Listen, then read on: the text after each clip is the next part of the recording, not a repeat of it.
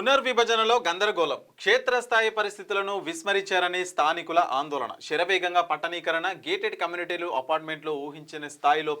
పెరుగుతున్న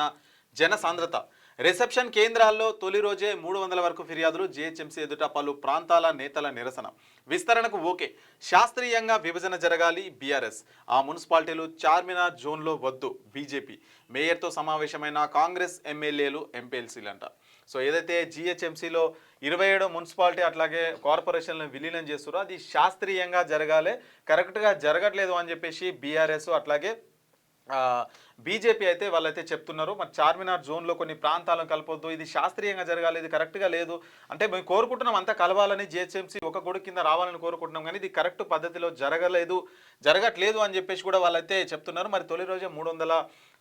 కంప్లైంట్స్ అయితే వచ్చినాయి అనమాట రేపు ఒక్క రోజు ఉంది కంప్లైంట్ చేసుకోవడానికి అంటే ఇక్కడ పునర్విభజన చేస్తున్నాం మీకు ఏమైనా ఇబ్బంది ఉంటే ఉత్తరాల రూపంలో మాకు తెలియజేయండి అని చెప్పేసి జిహెచ్ఎంసీ చెప్తే ఒక్క రోజుకే 300 లెటర్లు వచ్చినాయి అంటే ఎంత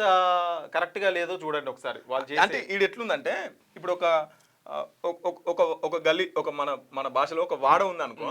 ఈ వాడలా ఒక ఎమ్మెల్యే ప్రాతినిధ్యం వహించాలి కానీ ఈ వాడలు ఏమవుతుందంటే ఇలా సగం మంది ఒక ఎమ్మెల్యే పోతున్నారు సగం మంది ఇంకో ఎమ్మెల్యే పోతున్నారు ఇట్లా ఈ ఇద్దరు ఎమ్మెల్యేలు మళ్ళీ ఇబ్బంది అవుతుంది కదా ఓట్లు చీల్తాయి కదా ఓట్లు ఇబ్బంది అవుతుంది కదా అట్లా కాకుండా ఒక ప్రాతినిధ్యం వహిస్తున్నటువంటి ఒక సర్కిల్లో ఆ విధంగా అంటే ఒకరే ఎవరు ప్రాంతాలని చూడండి ప్రాంతాలు ఏ ఎమ్మెల్యే దానికి ఇంకొత్తాయి ఎట్లొస్తాయి ఇవన్నీ చూసి మా నియోజకవర్గంలో ఇంకో ఎమ్మెల్యే కొన్ని ఓట్లు పోతున్నాయి అట్లా పోకుండా చూడరు అని చెప్పేసి